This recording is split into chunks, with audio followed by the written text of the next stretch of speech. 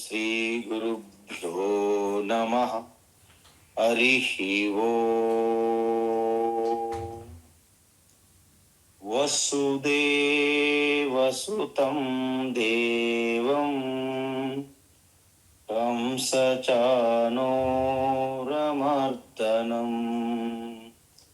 దేవకీ పరమానందం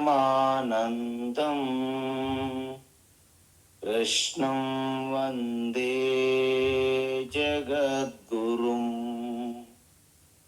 తీర్త్వా మోహార్ణవం హత్వా రాగద్వేషాదిరాక్షసాన్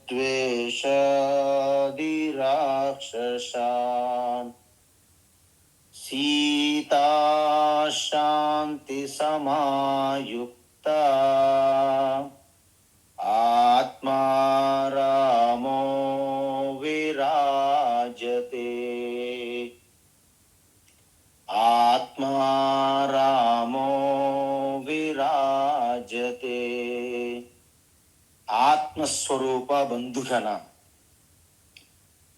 మనం ఒక ముఖ్యమైనటువంటి భగవద్గీత ఉపదేశమైనటువంటి 13వ అధ్యాయం క్షేత్రజ్ఞ విభాగ యోగ అంటారు. అయితే అర్జునుడు అడిగిన ప్రశ్నకి భగవాన్ శ్రీకృష్ణ సమాధానం చెప్తున్నారు. మొదటిసారిగా ఒక సంక్షిప్తంగా క్షేత్రజ్ఞ గురించి చెప్పి వాటి యొక్క పూర్తి వివరణ చెప్తాను అన్నారు. అయితే పూర్తి వివరణ చెప్పే ముందు దానిని స్తుతిస్తున్నారు. అంటే స్తుతి, దాని యొక్క మహత్యాన్ని, గొప్పతనాన్ని తెలియజేస్తున్నారు. ఎందుకంటే యావత్తు వేదముల్లో ఉన్నటువంటి ఆ సంహిత మంత్రములు కానీ, ఆ బ్రాహ్మణికములు కానీ, ఆరణ్యకములు కానీ, ఉపనిషత్తు అంటే అల్టిమేట్ సారం, వేదము యొక్క అంతం అంటే సారము అని అర్థం. అవన్నీ దేని గురించి చెప్తున్నాయంటే ఈ క్షేత్రజ్ఞ గురించి. ఎలా అంటే మంత్రభాగములో చెప్పినటువంటి స్తుతులు కానీ, ఏ దేవతలు స్తుతించినా అవన్నీ కూడా, ఏ లోకాల గురించి స్తుతించినా అవన్నీ కూడా క్షేత్రం కిందే వస్తాయి. ఏ యజ్ఞయాగాలు చేసినా ఆ మెటీరియల్ అన్నీ కూడా క్షేత్రం గురించే వస్తాయి. సో మనం అనుభవం అంటే మనం అనుభవంలోకి వచ్చే ప్రతి ఒక్కటి స్థూలమైనదైనా సూక్ష్మమైనదైనా మన భావనలు, మన సంకల్పాలు, మన కోరికలు ఏవైనా సరే. ఎందుకంటే ఈ స్థూల జగత్తు, ఈ స్థూల శరీరము, ఈ సూక్ష్మమైనటువంటి ఇంద్రియములు, మనస్సు, ఇవన్నీ కూడా క్షేత్రమే. మరి వీటన్నింటి వెనక ఉండి నడుపుతూ వీటికి అనుగ్రహిస్తున్న ఆ కేవల శుద్ధ చైతన్యం క్షేత్రజ్ఞ. ఇప్పుడు చూడండి, యావత్ సృష్టి అంతా కూడా ఈ క్షేత్రజ్ఞుడే. అంటే ఈ క్షేత్రమే శక్తి. క్షేత్రజ్ఞ అంటే శివ, అంటే సర్వము శివశక్తిమయం జగత్. షియా రామమయ సబజగ జాని అంటారు. షియా రామమయ సబజగ జాని తులసీదాస్. అంటే మొత్తం యావత్తు సృష్టి అంతా సీతారామమయం.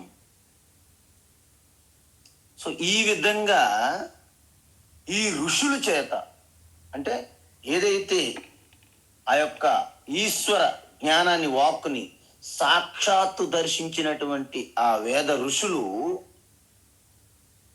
ఈ విషయాలు ఎంతో గొప్పగా చెప్పారు వివరంగా.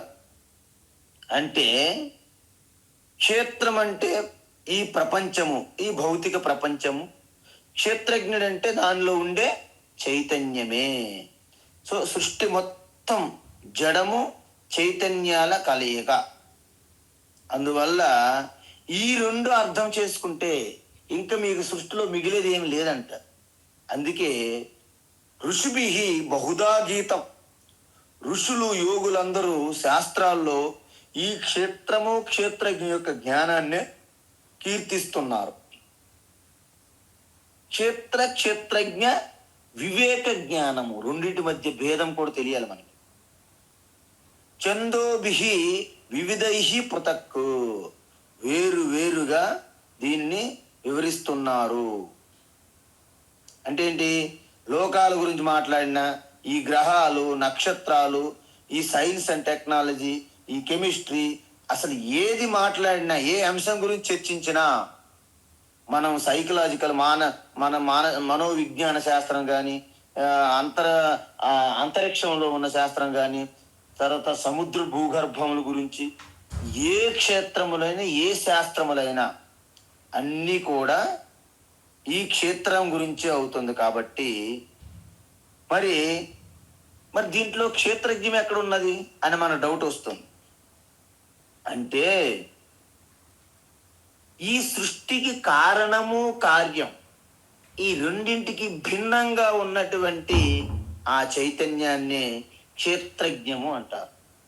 క్షేత్రజ్ఞ అంటే మారుతున్న క్షేత్రమును సాక్షిగా దర్శించే క్షేత్రజ్ఞ అని అర్థం.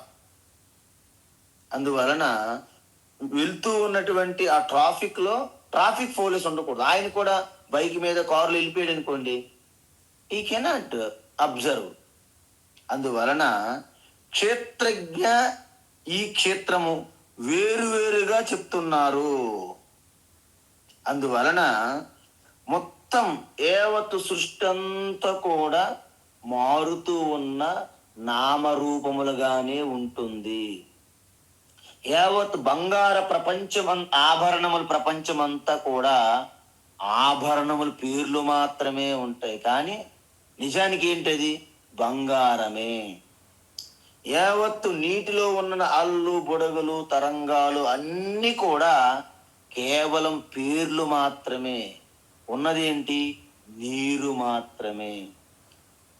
ఫర్నిచర్లో ఉన్నటువంటి టేబుల్, సోఫా సెట్లు, చైర్లు అనేక రకములు ఉన్నప్పటికీ వాస్తవానికి ఉన్నదేమిటి? చెక్క మాత్రమే. అందుకే జగమే మాయ బ్రతుకే మాయ, వేదాలలో సారమింతేనయ ఈ వింతేనయ, కలిమిలేములు కష్ట సుఖాలు కావడిలో కుండలనే భయమేలోయి. చూడండి, కావడి కొయ్యేనో కుండలు మొన్నేనో, కావడి కొయ్యేనో కుండలు మొన్నేనో. చూసారా? కావడి అందులో కొండలు, ఈ యొక్క ఇల్లు వాకిలి భారము ఈ కుటుంబాన్ని మోయలేకపోతుంది అని భయపడుతుంటారు. కానీ తత్వం ఏం చెప్తుంది? వేదము గీత ఏం చెప్తుంది అంటే, కావడి లేదయ్యా, అది కొయ్యి మాత్రమే. మరి కుండలు ఈ సంసార బరువు అంటున్న కుండలు ఎక్కడ ఉన్నాయి? మట్టే కదా. మట్టి కంటే భిన్నంగా కుండలు ఉంటాయా? కర్ర కంటే వేరుగా కావడి ఎక్కడే ఉంటుందా? కావడి ఉన్నదా అని అడుగుతున్నారు అన్నమాట. కాబట్టి ఈ విధంగా మనం చూస్తే ఈ ప్రపంచ విశ్వం అంతా కూడా ఒక చైతన్యమును ఆధారపడి ఒక మాయాశక్తిగా ఉన్నది. ఆ మాయ ఆడుతున్నటువంటి ఈ నాటకమే జగన్నాటకము. దానికి ఆధారములో ఉన్నది జగన్నాథ స్వామి. జగన్నాథ స్వామి నయన పతగామి భవతు మే సదా అంటారు. అందువలన దానిని ఆ జగన్నాథ స్వామి, ఆ క్షేత్రజ్ఞయే సకల క్షేత్రాలలో ఉండి ప్రకాశింపజేస్తున్నది. కాబట్టి క్షేత్రజ్ఞ ఒక్కటే, క్షేత్రములు అనేకము. 2వ అధ్యాయంలో దేహాలు అనేకము, వాటిలో ఉన్నటువంటి దేహి ఒక్కటే అని చెప్పారు. దీనినే యావత్తు ప్రపంచాన్ని అనాత్మ అంటారు.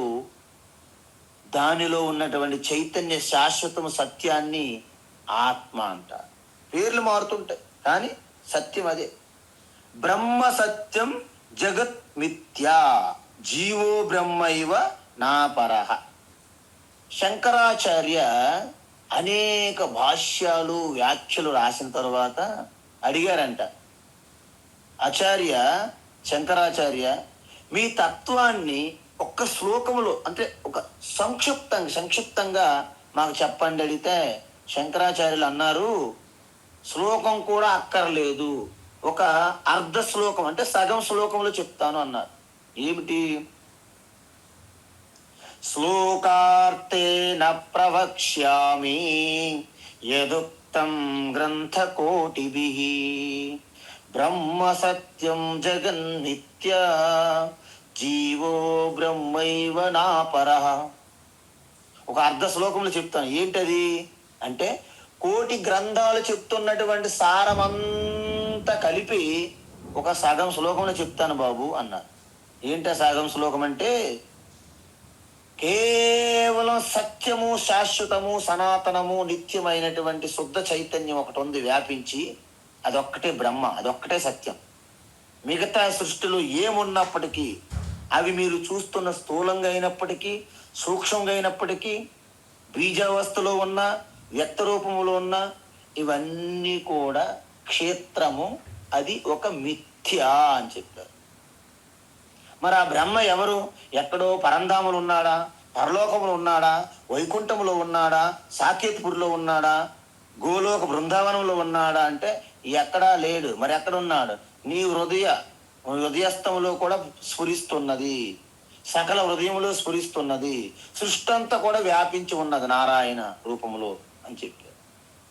కాబట్టి ఇది అర్థం చేసుకుంటే మీకు శాస్త్రములు అనేకం ఉన్నప్పటికీ తత్వం ఇదేనా అని అర్థమైపోతుంది. అందువలన బ్రహ్మసూత్ర పదైహి చ ఏవ అంటే వీటినే ఈ క్షేత్రం గురించే లాజికల్గా రీజనింగ్తో తర్కబద్ధంగా బ్రహ్మసూత్రాల మొత్తం చర్చించబడినది దీనికోసమే, ఈ రెండింటి కోసమే. ఎందుకు అంటే వేదముల యొక్క సారాన్ని, తత్వాన్ని తెలియజేసేది ఉపనిషత్తులు. తరువాత దాన్ని శృతి ప్రస్థానం అంటారు. మరి పురాణాలు, భగవద్గీత ఆ వేదాంతం ఉపనిషత్తుల యొక్క సారాన్ని చెబుతాయి కాబట్టి వాటిని స్మృతి ప్రస్థానం అంటారు. బ్రహ్మసూత్రాలు ఉన్నాయి అంటే వాటినే వేదాంత సూత్రాలని కూడా అంటారు. ఇంకో పేరు అంటే ఉపనిషత్తుల్లో చెప్పే ఆ యొక్క మంత్రాలు ఏవైతే ఉన్నాయో మనం ఇలాగ చదివితే అవి విరుద్ధ భావంగా అనిపిస్తుంది, మనకి అర్థం కాదు మనకి. అందువలన వాటిపైన ఒక కోర్టులో ఎలాగైతే చర్చిస్తారో ఈ బ్రహ్మసూత్రాలు అనేది ఒక సుప్రీం కోర్టు. దేనికి? ఉపనిషత్తు వాక్యాలను చర్చించడానికి. అందువలన దానిని న్యాయ ప్రస్థానం అంటారు. ఈ మూడింటి కలిపితే ఏమంటారు? ప్రస్థానత్రయం అంటారు. సో ఈ మూడింట్లో కూడా మనకి అల్టిమేట్గా చెప్పింది ఏంటి? బ్రహ్మ సత్యం జగత్ మిథ్య, బ్రహ్మ క్షేత్రజ్ఞ జగత్ క్షేత్రము అని చెప్తాం చివరికి. అందువలన బ్రహ్మసూత్రాలు ఎక్కడి నుంచి స్టార్ట్ అవుతాయి? అథాతో బ్రహ్మ జిజ్ఞాస జన్మాద్యస్య యతః శాస్త్రయో నిత్వాత్ తత్తు సమన్వయాత్ అంటే ఈక్షతే నా శబ్దం అంటే ఈ బ్రహ్మసూత్రములు వివరణ పూర్తిగా ఈ సనాతన ధర్మములో ఉన్న వేద వాన్మయం యొక్క సారాన్ని అక్కడ నిర్ణయిస్తారనమాట. చూడండి, మన లోకల్ జిల్లా కోర్టులో వెళ్ళి, హైకోర్టుకి వెళ్ళి, అనేక కోర్టులకు వెళ్తూ చివరికి సుప్రీం కోర్టు అల్టిమేట్. అందువలన ఈ తత్వాన్ని నిర్ణయించేది బ్రహ్మసూత్రాల్లో అల్టిమేట్. అయితే ఇక్కడ బ్రహ్మసూత్రాలు దేని గురించి చెప్పారంటే ఏతు మద్భిహి అంటే మొత్తం ఎన్ని దర్శనాలు ఉన్నాయో, అనేక దర్శనాలు ఉన్నాయి మీకు తెలుసు. ఎలాగంటే ఈ తత్వాన్ని అనేక తత్వాల రూపాలుగా చెప్పు ఉన్నారు. సాంఖ్యం అని ఒకటి ఉంటుంది, యోగ అంటారు, వైశేషిక అంటారు, న్యాయ అంటారు, పూర్వమీమాంస, జైన, బౌద్ధ అనేకం ఉన్నాయి. కొంతమంది వేదములను అంగీకరిస్తారు, కొంతమంది అంగీకరించారు. అంగీకరించే వాళ్ళని ఆస్తిక అంటారు. అంగీకరించిన వాళ్ళని, వేదములను అంగీకరించకపోయిన వారిని నాస్తిక అంటారు. సో ఈ విధంగా వాళ్ళు అనేక రకములైనటువంటి ఆ తర్కముతో, అంటే ఎందుకు అవుతుంది, ఎలా అవుతుంది, ఈ ప్రపంచమంతా, ఈ సృష్టి అంతా ఈశ్వరుడి కంటే భిన్నంగా లేదు, ఎలా ఎలా చెప్పగలుగుతున్నావు అంటే, ఈ కుండలన్నీ కూడా మట్టి కంటే వేరుగా లేవు. కుండలన్నీ మీటింగ్ పెట్టుకుని అంట, ఏంటి, మన దేవుడైనటువంటి మట్టిని మనం ఎక్కడో ఒక గుడి కట్టి పూజించాలి. ఎందుకు, మట్టి దేవుడు ఎక్కడో ఆకాశంలో ఉన్నాడు అంటున్నాడు. చిన్న చిన్న కుండలు, ఆ భరణిలు, ఆ మూగిళ్ళు, ఆ కలుషాలు అన్నీ వచ్చి, మట్టి అనే మన దేవుడు ఆ యొక్క మేఘాల పైన పరలోకంలో ఉన్నాడు అనుకుంటాను.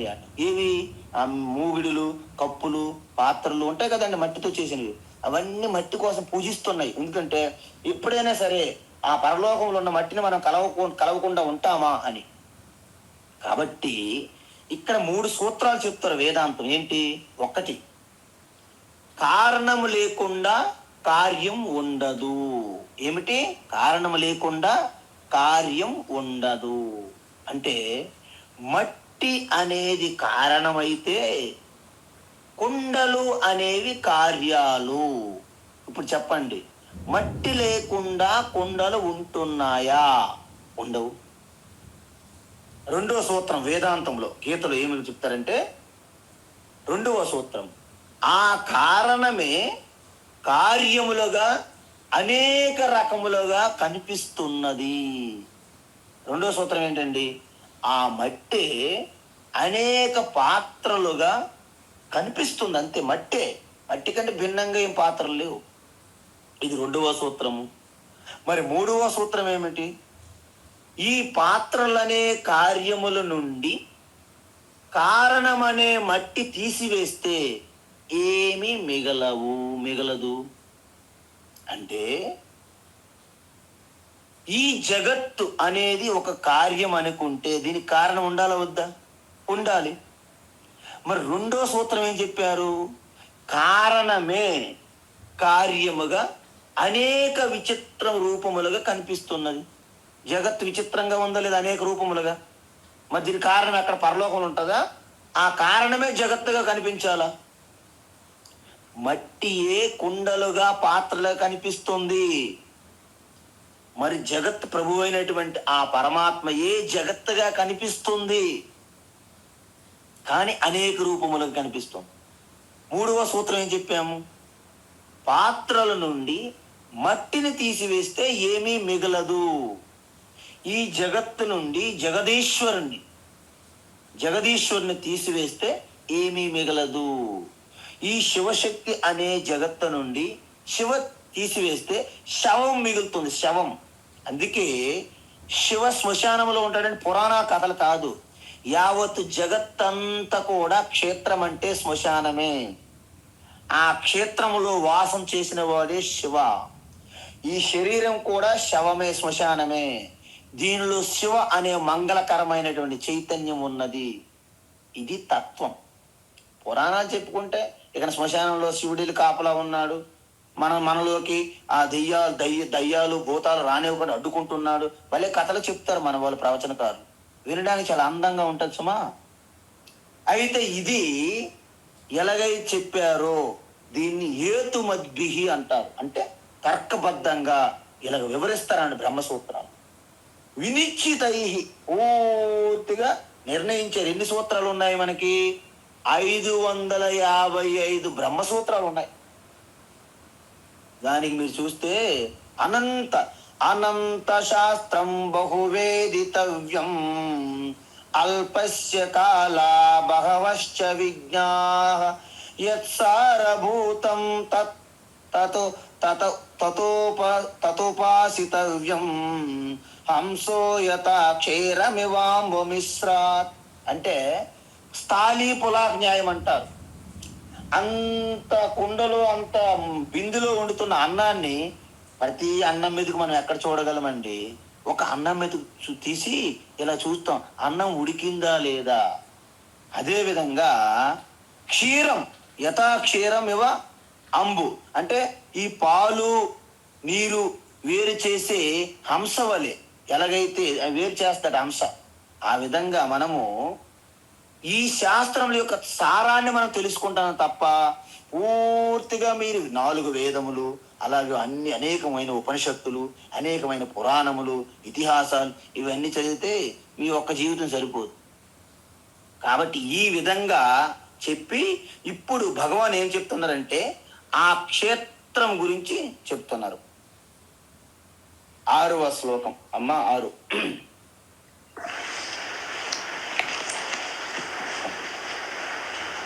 మహాభూతాన్యహంకారః మహాభూతాన్యహంకారః మహాభూతాన్యహంకారః బుద్ధిరవ్యక్తమేవ చ బుద్ధిరవ్యక్తమేవ చ బుద్ధిరవ్యక్తమేవ చ ఇంద్రియాణి దశైకం చ ఇంద్రియాణి దశైకం చ ఇంద్రియాణి దశైకం చ పంచచేంద్రియగోచరాః పంచచేంద్రియగోచరాః పంచచేంద్రియగోచరాః మహాభూతాన్యహంకారః బుద్ధిరవ్యక్తమేవ చ మహాభూతాన్యహంకారః బుద్ధిరవ్యక్తమేవ చ మహాభూతాన్యహంకారః బుద్ధిరవ్యక్తమేవ చ ఇంద్రియాణి దశైకం చ పంచచేంద్రియగోచరాః ఇంద్రియాణి దశైకం చ పంచచేంద్రియగోచరాః ఇంద్రియాణి దశైకం చ పంచచేంద్రియగోచరాః. ఉత్తమం. అయితే ఇప్పుడు భగవాన్ శ్రీకృష్ణ ఏం చేస్తున్నారంటే ఈ క్షేత్రం అంటే బాహ్య ప్రపంచం అని చెప్పాం కదా, దాన్ని వివరిస్తున్నారు.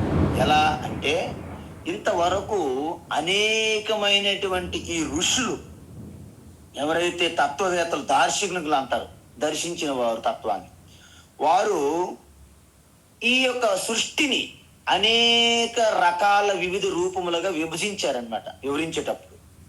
సో ఒక్కొక్క భాగాన్ని వాళ్ళు తత్వము అంటారు, అంటే ఎన్ని తత్వాలు అని. ఇప్పుడు ఈ విధంగా చూసుకుంటే మనం చెప్పాం, వైశేషిక అనే ఒక దర్శనం ఉంది, ఒక మతం. వాళ్ళు యావత్ సృష్టిని 7 పదార్థములుగా విభజించారు. అదేవిధంగా న్యాయ దర్శకులు ఉన్నారు, వారు 16 తత్వాలుగా విభజించారు. అదేవిధంగా సాంఖ్యం ఉంది, సాంఖ్యము అంటారు, అంటే కపిల ముని అంటారు, వారు 24 తత్వాలుగా విభజించారు. ఇలా అనేక రకము తత్వాలుగా విభజిస్తే భగవాన్ శ్రీకృష్ణ ఏం చేస్తున్నారంటే ఈ సాంఖ్యం వాళ్ళు ఎలా అయితే చెప్పారు 24 తత్వాలు, దానిని ఇక్కడ మనకి తీసుకొని చెబుతున్నారు. ఎందుకంటే ఏదైనా శాశ్వతం కాదు. ఎందుకు? మొత్తం క్షేత్రమే మారిపోతున్న వికారాలు చెంది అది మిథ్య అనేటప్పుడు దాని మీద అంత సత్యం లేదు. కాబట్టి ఆ క్షేత్రాన్ని మన అవగాహన కోసం తెలుసుకోవడానికి ఎవరిదో ఒకరిది మనము రెడీమేడ్గా వాడుకుంటాము. ఇక్కడ ఈ భగవద్గీత సాంఖ్య దర్శనములో చెప్పినటువంటి ఆ 24 తత్వములని ఇక్కడ మనము తీసుకుంటున్నాము. అందువలన ఈ 24 తత్వాలంటే ఏమిటి అని మనకు తెలియాలి. దీనికి కపిలముని ఒక ఆర్డర్లో చెప్పారు వాళ్ళకి. ఏంటది? ఫస్ట్ ప్రకృతి. అంటే ప్రకృతి అంటే తెలుసు కదా మీకు, ఈ యొక్క సృష్టి స్థితి లయం ఇవన్నీ జరగక ముందు మూల ప్రకృతి అంటారు. అంటే మూడు గుణములు సామ్య అవస్థ. అంటే ఏంటి మూడు గుణములు? సత్వగుణము, రజోగుణము, తమోగుణం. ఈ మూడు గుణముల యొక్క సామ్య అవస్థని ప్రకృతి అంటారు. ఆ ప్రకృతి నుంచి మొట్టమొదటిసారి వచ్చిన అంశం ఏమిటంటే మహత్తత్వము అంటారు. మహత్ అంటే మీకు ఒకటి అర్థం కావాలి ఇక్కడ. ఏంటంటే ఈ సమష్టిగా యావత్ సృష్టంతటికి సూక్ష్మ బుద్ధిని, సమష్టి బుద్ధిని మహత్ అంటారు. ఈ మహత్ నుండి తర్వాత అహంకారం వచ్చింది. అహంకారం అంటే ఒక వ్యక్తిలో ఉండే అహంకారం కాదు ఇక్కడ. మరి ఎలా తీసుకోవాలి స్వామి అంటే, ఈ సమష్టి అహంకారము అంటే ఒక వ్యక్తి కాకుండా యావత్ సృష్టి ప్రాణుల్లో ఉన్న అహంకారం కలిపి సమష్టి అహంకారం అంటారు. సో దానిని సమష్టి అహంకారం అంటారు. ఎన్ని వచ్చాయి ఇప్పుడు మనకి? గుర్తుపెట్టుకోవాలి మీరు. ఫస్ట్ ప్రకృతి, ప్రకృతి నుండి మహత్, మహత్ తర్వాత అహంకారము, సమష్టి అహంకారం. ఈ సమష్టి అహంకారము నుండి 16 తత్వాలు వచ్చాయి. ఏంటవి అంటే ఇక్కడ మనస్సు, మనస్సు కూడా సమష్టి మనస్సుగానే తీసుకోవాలి మీరు. ఇవన్నీ సూక్ష్మ, ఇంక మన వ్యక్తులు ఇంక రాలేదు. తర్వాత ఈ మనస్సు, సమష్టి మనస్సు, అదేవిధంగా దశ ఇంద్రియాలు. దశ అంటే ఇంద్రియాలు అంటే ఏంటి? 5 జ్ఞానేంద్రియములు అంటే చెవులు, చర్మము, నేత్రములు, ముక్కు, నాలుక, ఎన్నైనాయి? 5 ఇంద్రియములు, జ్ఞానేంద్రియములు అంటారు. పంచ కర్మేంద్రియములు అంటే చేతులు, కాళ్ళు, నోరు, మాట్లాడే నోరు, వాక్కు, తర్వాత మలమూత్ర విసర్జించే అవయవాలు. సో ఇవి 5. 5 + 5 10 ఇంద్రియములు అంటారు. మరి తర్వాత పంచ సూక్ష్మభూతాలు అంటే ఆకాశం, వాయువు, అగ్ని, నీరు, భూమి. ఇవి సూక్ష్మభూతాలు అనమాట. ఇంక స్థూలభూతాలు రాలేదు. వాటి నుండి 5 స్థూలభూతాలు. అందువలన ఇప్పుడు మనం వీటికి ఎన్ని దశల్లో మనం చెప్పొచ్చు? 3 దశలలో ఈ పరిణామం జరిగింది అనుకోవాలి. ఎలాగా అంటే ఇంకా అంటే మొత్తం కలిపి 4 దశలు అన్నమాట. ఏంటి? మొట్టమొదటిసారిగా అనాదిగా ఉన్నది ప్రకృతి. అది అప్పుడు పుట్టలేదు, అనాదిగా ఉంటది అనమాట. అందుకే శివ ఉంటే శక్తి అనాదిగా ఉంటుంది. శివును ఆశ్రయించే ఉంటుంది. శివ కంటే వేరుగా ఉండదు పార్వతి. పార్వతి అంటే ప్రకృతి. కాబట్టి అనాదిగా ఉన్న ప్రకృతి మొట్టమొదటి దశ మహత్. మరి 2వ దశలో ఏమైంది? ఆ మహత్తు నుండి సమష్టి అహంకారము.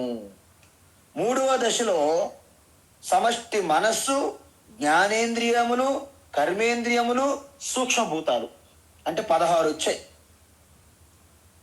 చివరి దశ 5 స్థూల భూతాలు. ఇప్పుడు మన దగ్గర ఉన్నాయి కదా, మన ముందు ఉన్నాయి కదా, పంచభూతాలు అంటారు, స్థూల భూతాలు. మొత్తం కలిపితే 24 అయినాయి. ఎలా? మీకు అంత గుర్తుంది కదా, చూసుకోవాలి మరి మీరు. ఏంటంటే 3 ప్రకృతి, మహత్తు, అహంకారం 3. ఆ అహంకారం నుండి 16 వచ్చాయి. ఏంటి 16? మనస్సు, పంచ జ్ఞానేంద్రియములు, పంచ కర్మేంద్రియములు, పంచ సూక్ష్మభూతాలు. 3 5 15 + 1 16. తర్వాత 5 స్థూల భూతాలు, మొత్తం కలిపి 24. ఈ 24 మీకు ఒక్కసారి అర్థమైతే వాటి ఆధారంగానే మన శ్లోకం ఉంది ఇక్కడ. అవ్యక్తం ఫస్ట్, మొట్టమొదటిది అవ్యక్తంగా ఉన్న ప్రకృతి. ఇక్కడ బుద్ధి అని వాడారు భగవాన్ కృష్ణ. అంటే ఆ బుద్ధికి సాంఖ్య దర్శన ప్రకారంగా మహత్తత్వము, ఇది మొట్టమొదటి దశ. తర్వాత ఏమన్నారు? అహంకార అంటే సమష్టి అహంకారము. అహంకారం నుండి 16 తత్వాలు వచ్చాయని చెప్పాం. ఏంటవి? మహాభూతాని అని ఉన్నది శ్లోకంలో. అంటే ఆకాశము, వాయువు, అగ్ని, జలము, పృథివీ. అంటే పంచభూతములు అన్నమాట, సూక్ష్మములు. దశ ఇంద్రియాని అంటే పంచ జ్ఞానేంద్రియాలు, పంచ కర్మేంద్రియములు. ఏకం చ ఏకం అన్నారు శ్లోకంలో. ఏంటది? మనస్సు అని అర్థం. ఇందులో మొత్తం ఎన్ని వచ్చాయి? ఇవి 16 ప్లస్ అంతకుముందు 3, మొత్తం 19 వచ్చాయి మీకు. పంచచేంద్రియ గోచరాహ అంటే ఇదేంటి?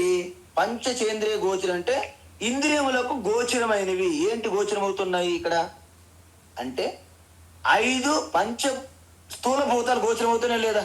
శబ్ద స్పర్శ రూప రస గంధముల ద్వారా మనకి ఈ 5 స్థూల పంచభూతాలు మనకి గోచరం అవుతున్నాయి. దీన్ని బట్టి మీకేమైంది? ఇవన్నీ కలపండి, 24 తత్వాలు అయినాయి. దీనిని క్షేత్రము అంటారు. దీన్ని ఏమంటారు? క్షేత్రం అంటారు. కాబట్టి ఈ 24 తత్వాలు నిరంతరము కూడా వికారాలు పొందుతూనే ఉంటాయి. ఇవి ఒకదానితో ఒకటి కలుస్తుంటాయి. ఒకదానితో ఒకటి రాసుకొని పూసుకొని ఉండడం వలన వీటిలో నిరంతరము వికారాలు మార్పులు జరుగుతూనే ఉంటాయి. ఎందుకు?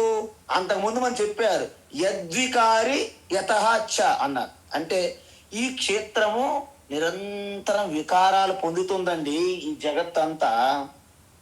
మరి ఆ వికారాలకి మనం ఎలా తెలుస్తుంది? వికారాల వలన కొన్ని భావనలు వస్తాయి. ఏంటి ఆ భావనలు అంటే ఇచ్ఛా ద్వేష సుఖం దుఃఖం. ఇచ్ఛా ద్వేష సుఖం దుఃఖం.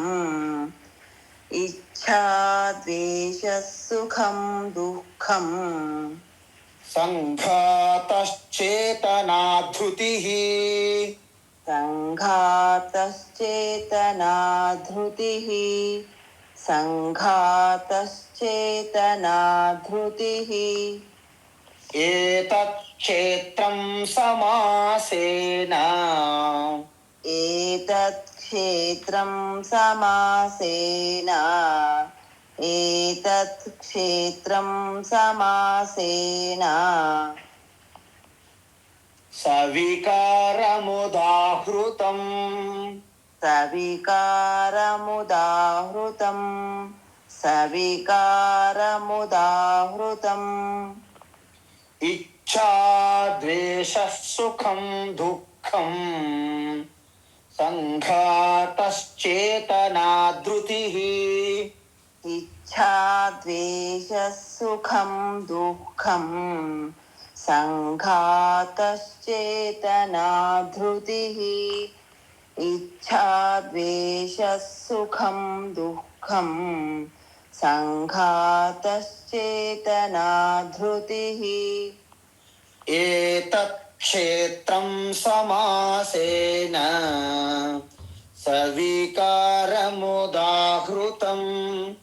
ఏతత్ క్షేత్రం సమాసేన సవికారముదాహృతం. ఏతత్ క్షేత్రం సమాసేన సవికారముదాహృతం. ఉత్తమం. అయితే ఇప్పటి వరకు మనము ఒక నెంబర్ చూసాం. ఏంట నెంబరు? నెంబర్ ఏంటంటే 24 తత్వాలు కలిపితే ఈ క్షేత్రము. మీకు స్పష్టం అయిపోవాలి 24 తత్వాలు అంటే ఏమిటి అంటే మూల ప్రకృతి, మహత్, అహంకారము. 3 అయినాయి. 3 అయిన తర్వాత ఈ అహంకారము నుండి 16 తత్వాలు వచ్చాయి. ఏంటవి? మనస్సు, సమష్టి మనస్సు, పంచ జ్ఞానేంద్రియములు, పంచ కర్మేంద్రియములు, పంచ సూక్ష్మభూతాలు. 15 ప్లస్ 1 16, 16 ప్లస్ 3 19 వచ్చాయి ఇప్పటి వరకు. అయితే పంచ సూక్ష్మభూతముల నుండి పంచ స్థూల భూతములు వచ్చాయి. 19 ప్లస్ 5 24. ఈ నెంబర్ ఒక్కసారి గుర్తుండాలి మీకు. సో ఈ 24 తత్వాలు బాహ్య ప్రపంచం అని చూసాం కదా. మరి ఈ బాహ్య ప్రపంచం వెనుక ఒక సూక్ష్మ ప్రపంచం ఉండాలా వద్దా? అంటే ఒక హార్డ్వేర్ కంప్యూటర్ ఉంది మన ముందు, మానిటర్. అది పని చేయాలంటే సాఫ్ట్వేర్ ఉండాలి వెనక.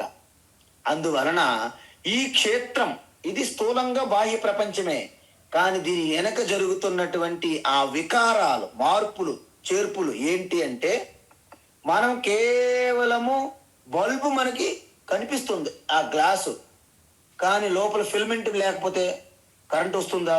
రాదు. అందువలన ఈ బాహ్య ప్రపంచం అంతా కూడా బల్బు లాంటిదే. ఇప్పుడు మనం చూడబోయేది ఫిల్మెంట్ టైప్ అన్నమాట. అందువలన ఇప్పుడు ఏమంటున్నారంటే ఈ క్షేత్రము, క్షేత్రజ్ఞ కలవడానికి ముందు ఈ క్షేత్రము ఒక అసెంబ్లేజ్ అంటారు. చూడండి, అనేక భాగముల కారు మనం తెచ్చి మనం గ్యారేజ్కి ఇస్తే ఆ భాగాలన్నీ కలుపుతుంటాడు ఆయన. దానిని సంఘాతం అంటారు. సంఘాతం అంటే Swami Chinmayananda body mind intellect BMI complex అంటారు. బిఎంఐ కాంప్లెక్స్ అంటే బాడీ మైండ్ కాంప్లెక్స్ అంటారు. అంటే మనస్సు అంటే శరీరము, మనస్సు, ఇంద్రియములతో కలిపి మనస్సు అండ్ బుద్ధి, దీన్ని కలిపితే సంఘాత అంటారు. మరి చేతన అంటే ఎక్కడి నుంచి వచ్చింది అంటే, ఈ సంఘాతములో ఈ బాడీ మైండ్ ఇంటలెక్ట్ బుద్ధి, ఈ సంఘాతముల అంతఃకరణములో ఇలాగ ప్రతిబింబిస్తున్నటువంటి ఆ చైతన్యం యొక్క ప్రతిబింబాన్ని ఇక్కడ చేతన అంటారు. మీకు ఉదాహరణ చెప్తాను, చాలా శ్రద్ధగా మీరు గమనించాలి. మనము ఉదయం బయట ఒక బకెట్లో స్వచ్ఛమైన జలం పెట్టాము. అక్కడ సూర్యుడు ప్రకాశిస్తున్నాడు కదా. సూర్యుడు ప్రకాశించేటప్పుడు ఆ బకెట్లో నీరు అలాగ స్థిరంగా ఉంటే సూర్య ప్రతిబింబం నీటిలో పడుతుంది. ఇప్పుడు ఈ శరీరం అనే బకెటు, ఈ మనస్సు అంతఃకరణం అనే నీటిలో శుద్ధ చైతన్యం అనే సూర్యుని యొక్క ప్రకాశము ప్రతిబింబంగా పడుతుంది. దానినే చేతన అంటారు. సో ఈ విధంగా మీరు ఈ ఉదాహరణ మీకు ఒక్కసారి గుర్తుకు రావాలి. అందువలన మనం ఏం చేస్తున్నాము, సూర్యుని ఎలాగైతే ప్రతిబింబము ఈ యొక్క నీటి బకెట్ నీటిలో పడినట్టుగా మన అంతఃకరణంలో ప్రతిబింబం వస్తుంది. దేని యొక్క ప్రతిబింబము? శుద్ధ చైతన్య ప్రతిబింబము. అందుకే ఫస్ట్ మనస్సు, బుద్ధి జడంగా ఉన్నప్పటికీ అవి చేతనం పొందుతున్నాయి. వాటి ద్వారా ఇంద్రియములకు చేతనం వస్తుంది. మరి శరీరం అంతా వ్యాపించి ఉన్నటువంటి చర్మేంద్రియం ఉంది కదా, అందువలన చర్మం అంతటికి కూడా చేతనం వస్తున్నట్లుగా మనకి అనుభూతి కలుగుతున్నది. ఒకవేళ చర్మము శరీరం అంతా లేకుంటే, చెయ్యి ఒకసారి ఎక్కడైనా జారిపోయింది అనుకోండి, ఏదైనా తగిలి, మనం ఇంటికి వెళ్ళినంత వరకు చెయ్యి ఉన్నదా లేదు మనకు తెలియదు. అమ్మయ్య నా చెయ్యి ఎక్కడో పడిపోయింది, చెయ్యి ఎక్కడో పడిపోయింది అనుకుంటాం. అందువలన యావత్తు శరీరం అంతా చర్మము వ్యాపించి ఉండడం వలన మనకు చేతనం తెలిసిపోతుంది. చిన్న ముళ్ళు గుచ్చింది, ముళ్ళు గుచ్చింది. అందువలన ఇప్పుడు ఈ లోపల ఉన్నటువంటి ఈ సంఘాతములో కలిగే వికారాలు, మార్పులు ఎందుకు? ఒకదానితో ఒకటి కలవడం వలన. అందువలన ఏం కలుగుతున్నాయి? ఇచ్ఛా ద్వేష అంటే రాగద్వేషాలు. అంటే దీన్నే మధు కైటభ అంటారు. మధు అంటే ఆసక్తి, రాగం. కైటభ అంటే ద్వేషం, ఎవర్షన్. అందువలన ప్రపంచంలో ఒక భాగం మీద రాగం కలిగి ఉండడం కానీ, ఇంకో దాని మీద ద్వేషం కలిగి ఉండడం కానీ మన మనస్సు యొక్క స్వభావం. ఎందుకు ఈ మనసుకి అంత శక్తి ఎక్కడ వచ్చిందంటే, శుద్ధ చైతన్యము నుండి అప్పు తెచ్చుకున్నటువంటి ఆ ప్రతిబింబ చైతన్యాన్ని చేతనము, దాని వలన మనస్సులో ఈ వికారాలు కలుగుతున్నాయి. అందువలన ఈ రెండు కామన్ అన్నమాట, ఒకదానికొకటి కలిసే ఉంటాయి. అందుకే రాగద్వేషౌ వ్యవస్థితౌ అంటారు. ఇంద్రియస్యేంద్రియస్యార్థే రాగద్వేషౌ వ్యవస్థితౌ అంటే ఇంద్రియములు, ఆ ఇంద్రియం యొక్క విషయాలు ఏంటి? చెవులు ఉందనుకోండి, విషయం ఏమిటి? శబ్దము. నేత్రం ఉంది, విషయం ఏంటి? రూపము. ముక్కు ఉంది, ఏంటి విషయము? వాసన. నాలుక ఉంది, ఏమిటి విషయం? రుచి. సో ఈ రెండు కలుస్తున్నప్పుడు వాటికి అంతర్లీనంగా ఆ రాగద్వేషాలు దాక్కుని ఉంటాయంట. అవి ఒక శత్రువులు, దొంగలు, డెకాయిట్స్.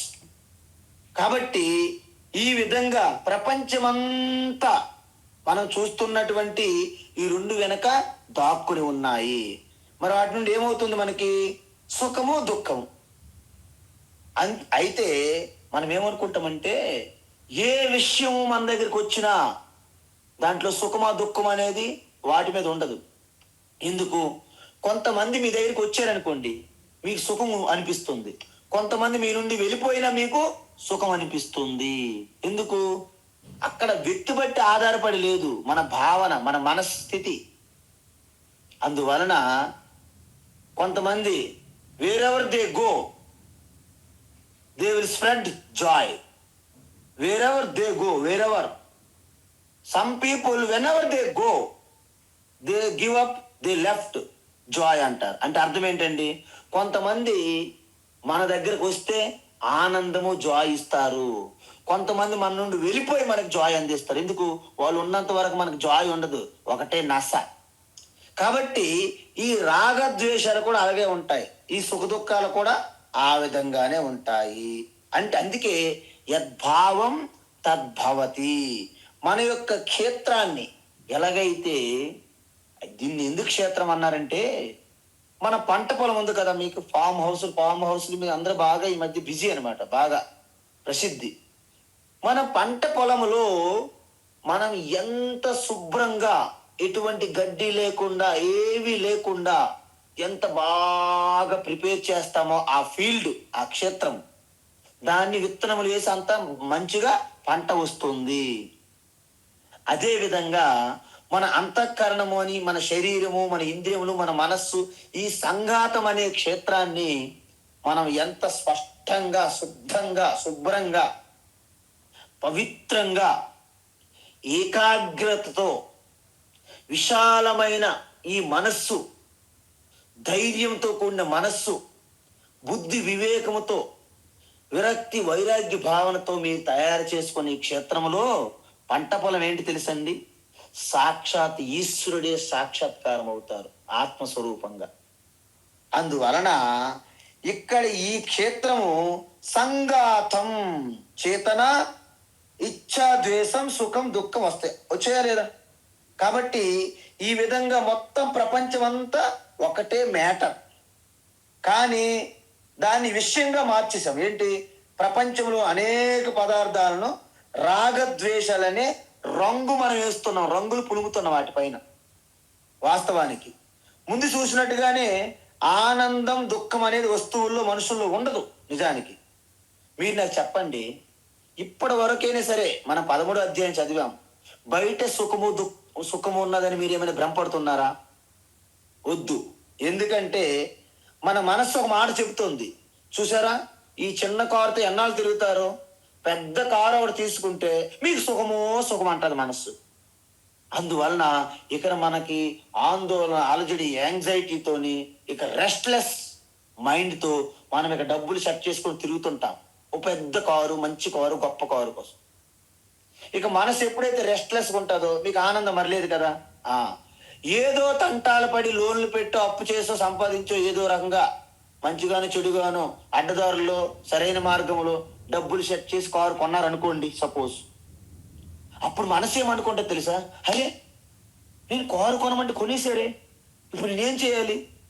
ఆ తాత్కాలికమైనటువంటి సమయంలో మనసు సైలెంట్గా ఉంటుంది. జస్ట్ మనసు ఎప్పుడైతే సైలెంట్ అయిపోయి రెస్ట్ తీసుకుంటుందో, దానికంటే అంతరంగా ఉన్నటువంటి ఆనందం, ఆత్మ ఆనందం ప్రకటమవుతుంది. మీరేమనుకుంటారు? కారు వల్ల నాకు ఆనందం వచ్చిందని భ్రమపడిపోతాం. ఇది మనలో జరుగుతున్నటువంటి ఈ ఒక జస్ట్ మోసం. అందువలన 2 సంవత్సరాలైంది మా బిడ్డ లండన్ నుంచి రాలేదు. అప్పుడు మనస్సు అంటది, చూసావా, మీ బిడ్డ 2 సంవత్సరాల నుంచి మీ దగ్గర రాకపోతే నీకు సుఖం ఎక్కడ ఉంటుంది అంటది మనస్సు. ఓ అవును కదా. వెంటనే వాట్సాప్లో, టెలిఫోన్లో ఏదో చేస్తాం, నువ్వు రావాల్సిందే, నాకు ఇక్కడ చాలా బాధగా ఉంది, భయంగా ఉంది, నాకు అసలు సుఖమంటూ లేదు, దుఃఖంతో కుమిలిపోతాను అంటాం. వారు దిగుతారు. దిగిన వెంటనే మనసు ఏమనుకుంటుందంటే, అరే మీరు బిడ్డ రమ్మని చెప్తే బిడ్డ తీసుకొచ్చారే. మనసుకి ఇంకేం తెలియదు, కాసేపు రెస్ట్లో ఉంటుంది మనస్సు. అప్పుడు మళ్ళీ మీ లోపల హృదయస్థం నుండి ఆత్మ ఆనందం ప్రకటమవుతుంది. మీరేమో అనుకుంటారు ఈ ఆనందాన్ని బిడ్డ నుండి వచ్చిందని భ్రమలో పడిపోతాం మనం. మళ్ళీ కొన్ని వారం రోజులు 10 రోజులు అయిన తర్వాత మనస్సు వెతుకుతుంది అనమాట. ఇంకొకటి ఏంటి, ఓహో బిడ్డది అయిపోయింది కదా, అది ఆ ప్రాజెక్ట్ అయిపోయింది, నెక్స్ట్ ప్రాజెక్ట్. బిడ్డకి పెళ్లి చేస్తే నీకు ఆనందం వస్తుందని మనసు అంటది అనమాట. అప్పుడు మళ్ళీ ఇక్కడ బిడ్డ పెళ్లి కోసము నానా తంటలు యాతనం, జీవితాంతం కూడా అశాంతే మిగులుతుంది. మధ్యలో ఎక్కడైతే మనస్సు రెస్ట్ లోకి వెళ్తుందో ఆ గ్యాప్ లో కాస్త సుఖం. దీన్నే స్వామి దయానంద సరస్వతి గారు అన్నారు, మన జీవితం అంటే అంట దుఃఖము దుఃఖము దుఃఖము దుఃఖము దుఃఖము దుఃఖము దుఃఖము దుఃఖం దుఃఖీ సుఖం. ఈ పచ్చడి పికిల్లాగా మనం అన్నం తింటుంటే మధ్యలో పికిలిలో పెడితే మరి కొంత సమయం కొన్ని తినొచ్చు అనమాట. అలాగా దుఃఖీ సుఖం, దుఃఖీ సుఖం, దుఃఖీ సుఖం అలా వస్తుందండి మనది. ఆ మధ్యలో ఆ సుఖమైన రాకుంటే మనం జీవించలేం. కాబట్టి మనల్ని ఏదో రకంగా అలాగా నడవడానికి బండి ఆ సుఖం మధ్య మధ్యలో మెరుపు తీయగలాగా వస్తుందన్నమాట. కాబట్టి ఈ విధంగా ఈ క్షేత్రం అనేది మనము ఆపాదించినటువంటి వికారాలే. అందువలన ఈ పచ్చకామర్లు జాండీస్ అంటారు కదండి, పచ్చకామర్లు వచ్చిన వారికి వాళ్ళు అంటారంటే, ఏంటండి మొత్తం ప్రపంచం అంతా ఎప్పుడు పచ్చగా మారిపోయింది? పచ్చగా మారిపోలేదు, ఆయన దృష్టిలో మారింది. అందుకే ఇంతకుముందు మీకు చెప్పాను ఎన్నోసార్లు, ఈ మేడారం జాతరలోకి వెళ్తుంటాం మనము. ఆ జాతరలోకి వెళ్ళి ఈ పిల్లలు కళ్ళద్దాలు కొనుక్కుంటారు, రంగు రంగులు కళ్ళద్దాలు. ఏ రంగు పెడితే ఆ రంగు కనిపిస్తుంది ప్రపంచం అంతా. ఏ చూసారా మా అమ్మగారు రెడ్గా ఎర్రగా ఉన్నారు, ఎందుకు? ఎరుపు కళ్ళద్దాలు పెట్టుకున్నాడు ఆ బాబు. అలాగన్నట్టు మన మనస్సు ఈ క్షేత్రం ఏదైతే అసెంబ్లీ సంఘాతంలో ఉందో ఎటువంటి వికారాలు మనం ఊహించి కల్పిస్తున్నామో ఆ విధంగా మనకి ఇచ్చ, ద్వేషం, రాగ, ద్వేషం, సుఖం, దుఃఖం ఇవన్నీ కూడా మనకి కలుగుతున్నాయి. అయితే ఈ విధంగా ధృతి అంటే మీకు తెలుసు కదా, ధృతి అంటే ఒక దృఢమైనటువంటి ఒక నిర్ణయం, నిశ్చయం. అంటే ఈ దృఢమైన నిశ్చయం ఎప్పుడు కలుగుతుంది మనకి? ఎప్పుడైతే మనకు తార్కికంగా తర్కబద్ధంగా మనం ఆలోచిస్తామో. ఇప్పుడు చూసాం మనం, కుండలన్నీ మట్టి ఎక్కడో ఉన్నాయని భ్రమపడ్డాయి, కానీ చివరికి ఏం తెలుసుకున్నాయి? నేనే మట్టి అయి ఉన్నాను, అహం మట్టి స్వరూప, నేనే మట్టి అయి ఉన్నాను అనే జ్ఞానోదయం అయింది వాటికి. ఆ విధంగా అనేక రకములైనటువంటి ఈ లాజికల్ గా రీజనింగ్ తో పాటు ఆలోచించి మనం ఊరికే నువ్వు శివ అంటే ఊరికే మనం ఒప్పుకోవట్లేదు, ఆలోచిస్తున్నాం. ఎందుకు? శివ అంటే శాశ్వతము, మారకూడదు, మారిపోతున్నదంతా శివ కాదు. మరి ప్రపంచం శివ అవ్వచ్చా? అబ్బే కాదండి, ప్రపంచం నిరంతరం మారిపోతుందిగా. సరే, ప్రపంచం శివ కాదు. పోనీ శరీరం శివ అవ్వచ్చు కదా. అబ్బబ్బా, శరీరం అంటే మారిపోతుందండి. పుట్టినప్పుడేమో చాలా 2 కేజీలు 3 కేజీలు ఉన్నాం, ఇప్పుడేమో 70-80 కేజీలు అయింది ఈ శరీరం. ఎంత ఆహారం తింటే అంత లావు అవుతుంది, ఆహారం తినకపోతే క్షీణించిపోతుంది. కాబట్టి ఇది శివ కాదు. సో ఈ విధంగా మనం ఒక తార్కికంగా ఒక లాజికల్ గా మీరు ఆలోచిస్తే మీకు అర్థమైపోతుంది. దానిని ఒక దృఢమైనటువంటి నిశ్చయం కలుగుతుంది, దాన్ని ధృతి. అదేవిధంగా ఏతత్ క్షేత్రం, ఈ క్షేత్రం అంటే 24 తత్వాలు చెప్పాం కదా, దాన్ని సమాసేన అంటే ఒక సంగ్రహంగా చెప్పబడింది. ఏంటి? సవికారం, విత్తి వికారాలతో కూడి ఉన్నది. ఏంటి వికారాలు చూసాం మనం? ఇచ్చా, ద్వేషం, సుఖం, దుఃఖం. సంఘాత అంటే మొత్తం సముదాయము, చేతన అంటే ఆ యొక్క చైతన్య యొక్క ప్రతిబింబము, ధృతి ఈ యొక్క దృఢ నిశ్చయమైనటువంటిది. సో వీటన్నిటి కలిపి ఏమన్నాం మనము? మొత్తము కలిపి క్షేత్రమే. అయితే ఇప్పుడు భగవాన్ శ్రీకృష్ణ 2 నుండి 7 వరకు చెప్పేశారు. ఏంటి? మొట్టమొదటిసారిగా క్షేత్రము, క్షేత్రజ్ఞ గురించి ఒక సింపుల్ గా చెప్పారు. ఆ తర్వాత స్వయంగా ఆయన ఏమన్నారు? అబ్బే ఇంక నేను పూర్తి వివరిస్తాను అర్జున అని ఎక్కడ అన్నారు? తత్క్షేత్రం యచ్చయాదృక్ష యద్వికారి యతశ్చయతు సచయో యత్ ప్రభావశ్చ తత్సమాసేన మే శృణు రెండు మళ్ళీ వివరిస్తాను అన్నారు. అయితే ఇప్పటి వరకు కృష్ణ ఏమి వివరించారు? క్షేత్రాన్ని మాత్రమే వివరించారు. మరి భగవాన్ శ్రీకృష్ణ ఇప్పుడు ఏం చెప్పాలి మీరు చెప్పండి? క్షేత్రజ్ఞ గురించి చెప్పాలా వద్దా? కానీ ఆయన క్షేత్రాన్ని కాస్త పక్కన పెట్టారు. అంటే మనం అనుకోవాలి, అంటే భగవాన్ శ్రీకృష్ణ మర్చిపోయాడు. క్షేత్రజ్ఞ చెప్పకుండా క్షేత్రం చెప్పేసి ఇంకా నెక్స్ట్ జ్ఞానంలోకి వెళ్ళిపోయారు అని అనుకుంటాం మనం. కానీ ఆయన మహా జగద్గురు, మహా తెలివైన వాడు, తెలుసు కదా మీకు. అందువలన ఆయన మర్చిపోలేదు. ఎందుకు మర్చిపోలేదు అంటే క్షేత్రజ్ఞ పురుష జ్ఞేయం. మనం 6 పదాలు అడిగాడు అర్జునుడు. ఏంటి? పురుష, ప్రకృతి, క్షేత్రం, క్షేత్రజ్ఞ, జ్ఞానం, జ్ఞేయం. ఇవి 6. ఈ 6 మనం ఏం చెప్పాము? క్షేత్రజ్ఞ, పురుష, జ్ఞేయం, ఈ 3 ఒక్కటే అని అన్నాం. అయితే 3 ఒకటైతే అర్జునుడు ఎందుకు అలాగ అడిగాడు? ఇప్పుడు మనకి విషయం కావాలి, అంతే కదా. అంటే మనలో చాలా మంది పరమానందయ్య శిష్యులు ఉంటారు. ఎలాంటి వాళ్ళు తెలుసా మీకు? అదేమంటారంటే, స్వామీజీ స్వామీజీ వేదాంతం అయితే మేము చదివాము ఇన్ని రోజులు కానీ మాకు ఉపనిషత్తులు చెప్పరా అంటారు. లేకపోతే మేము ఇన్నాళ్ళు భగవద్గీత చదివాం కానీ మాకు వేదాంతం చెప్పరా అంటారు. అంటే వేదాంతం అంటే ఉపనిషత్తులు, ఉపనిషత్తుల యొక్క సారమే భగవద్గీత. కానీ పేర్లు అనేక రకాలు మారుస్తుంటారు. ఎలాంటిదంటే, ఒక అమ్మగారు వచ్చారు, అన్నారంట, ఏమండి కాటికి ఉందని అన్నారు. కాటికంటే తెలియదండి, ఎందుకంటే కొత్త వాళ్ళు కదా. ఇప్పుడు కొత్త వాళ్ళు కదా, చాలా మంది కాటికలు తెలియవు, అంత మేకప్లే. కాబట్టి కాటుక ఎలాగ ఉండదంటే, కాటుక తెలియదా? కాటుక అనేది తెల్లగా పసుపు ముద్దలా ఉంటుందని అన్నారండి. తెల్లగా పసుపు ముద్దలా అంటే ఏంటండి అర్థం?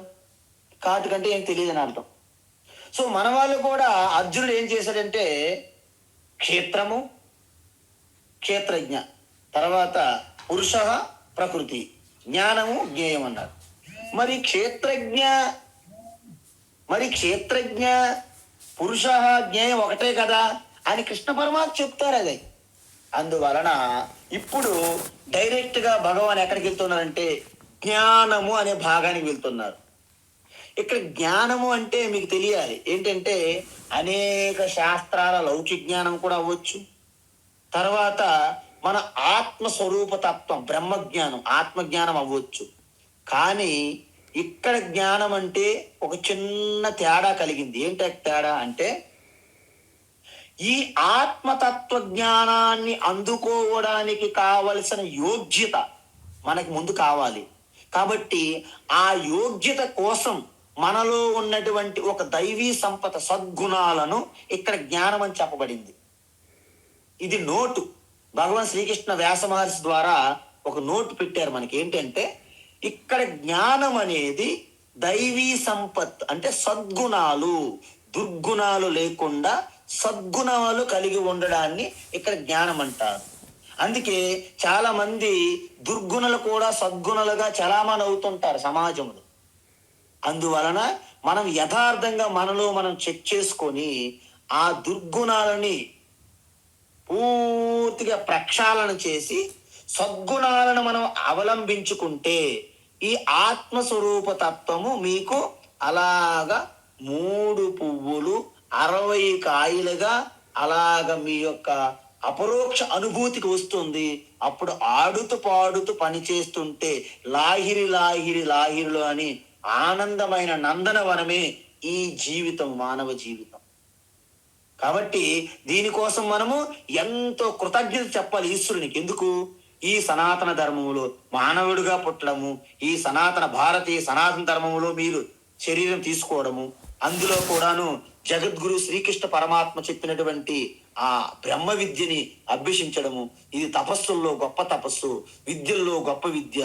దీన్ని మోక్ష విద్య, ఆత్మ విద్య అని చెప్తారు. కాబట్టి రేపటి నుండి మనము ఇంతకీ ఎటువంటి జ్ఞానం, ఈ లక్షణాలు మనం పెంపొందించుకోవాలి. వర్చ్యూస్ అంటారు కదండి. వర్చ్యూస్ అంటే ఇటువంటి లక్షణాలు మనలో కావాలి.